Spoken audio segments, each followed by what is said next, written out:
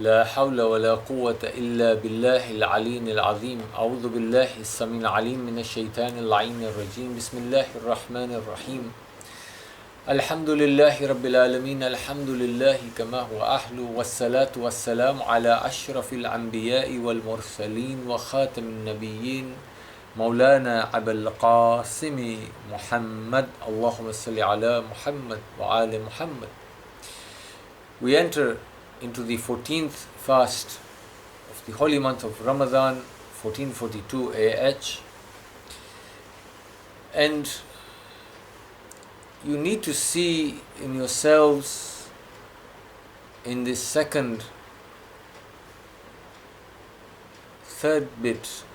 I don't know how to put the three bits. You've got my Ramzan in 3 bits. The first 10 days, when you start realizing as your stomach empties and your soul starts manifesting itself, you start realizing what you need to change.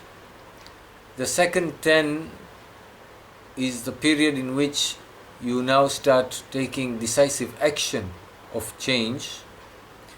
And the third 10, towards the end of the holy month of Ramadan, where we find Laylatul Qadr also, that's where you cement those changes for the year to come. So at this point in time, we are in the 4th day of the second 10 phase, second phase, let's put it that way, 3 phases.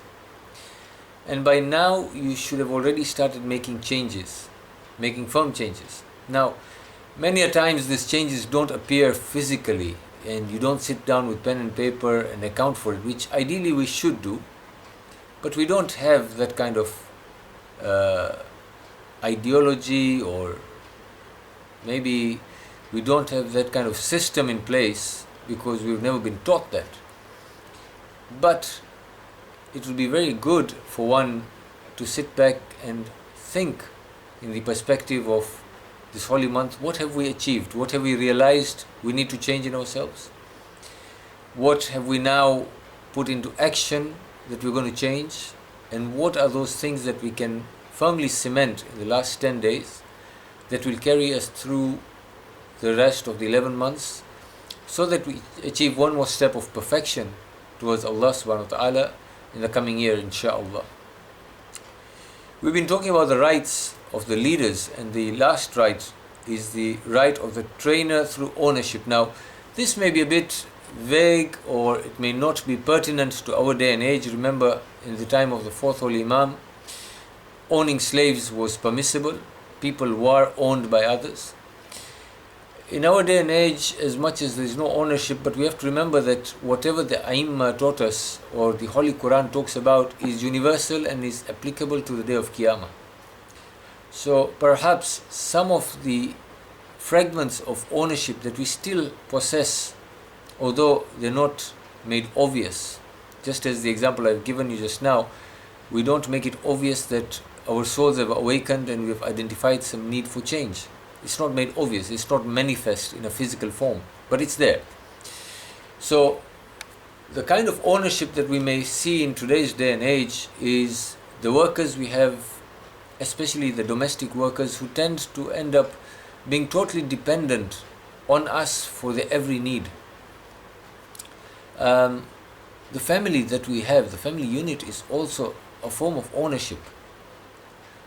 You cast a greater authority on these people who actually do not earn anything for living with you. Their every expense is met by you. So in essence, up to the age of when the child becomes old enough and firm enough to stand on their own feet, there is this sense of ownership. So the Imam says the right of those who are trained through ownership is the same as the right of the one who is under the authority of somebody else. If you remember, in the case of authority, we should absolutely submit to the authority. We should give them sound advice. We should work with them. There should not be divisive tactics. And we should not quarrel with those who have dominance over us. We should not be fighting them. And we should be humble and courteous when they give us something as a gift. So all these laws apply to those who are owned also. But there is a proviso. When I'm under somebody who is authoritative, who is in a position of authority, be it a boss, be it the leader of a country, be it the leader of a county, be it the leader of a community, I have the freedom of choice to move from that location, from that town, from that country to another place, so I end up with a different leader. I may have the choice of changing the leader. We do have elections when we do have elections, and there is that power in the masses to change the leadership. But when it comes to ownership, one cannot change their father or their mother. One cannot change, or would not opt to change, one master for another master. The master I know is better than the master I don't.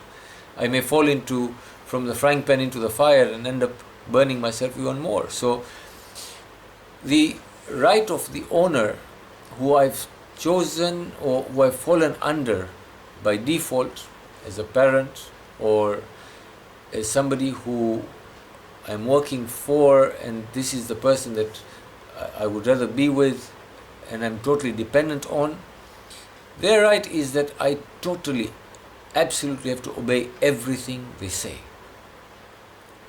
The reason why I bring in the children is because this is where the children of the community, the children of society need to realize, as long as you're under the ownership, the guardianship of your parent, Islam has made it incumbent upon you to obey every single thing that is told to you. This is the true identity of somebody who believes firmly in the authority of Allah subhanahu wa ta'ala. Allah subhanahu wa ta'ala has invested that authority on your parent and your guardian. So in the event of a parent passing away and the small child is under guardianship of somebody else and they have no choice over the matter, again same thing applies. Except there's only one proviso here.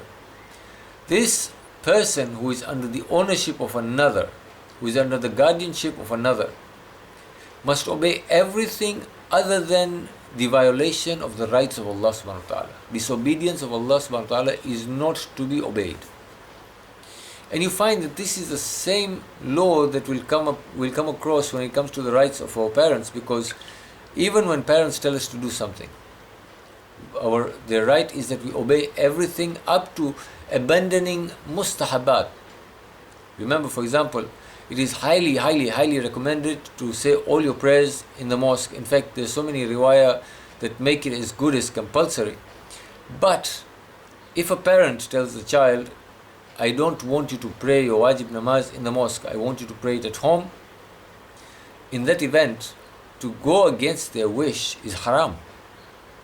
Absolutely haram.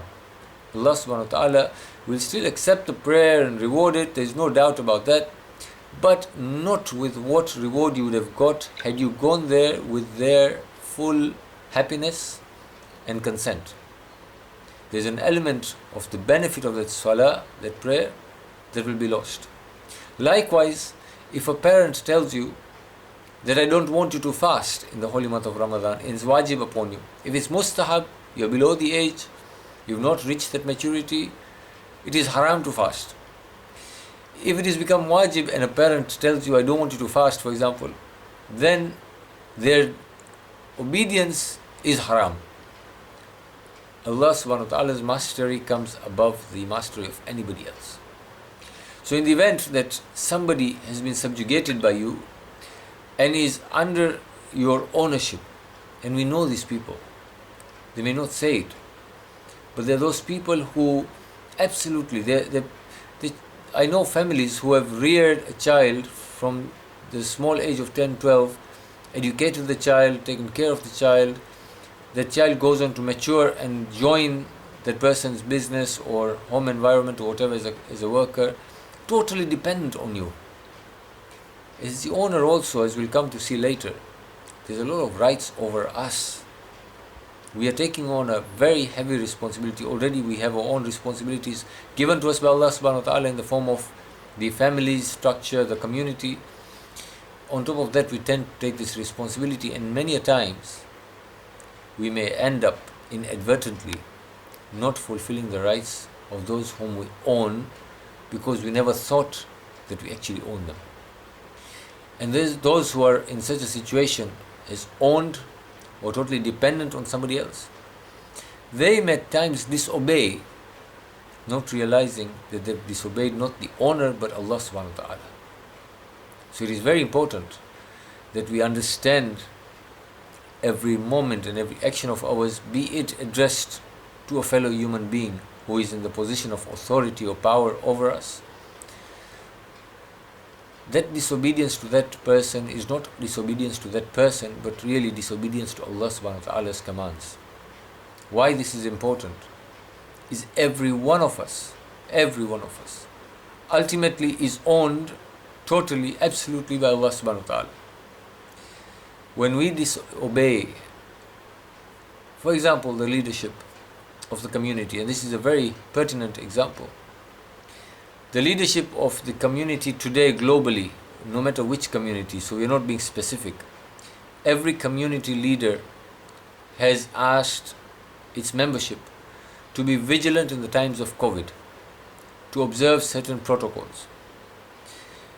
In my wisdom, so-called wisdom, I have decided that I can do without some of these protocols. I mean, they don't sound very logical to me. They don't seem to me, from my research and my knowledge, where I'm not an expert on these matters, it doesn't make sense to wear a mask to the community settings or in society. It does not make sense to me to keep on washing my hands and sanitizing myself.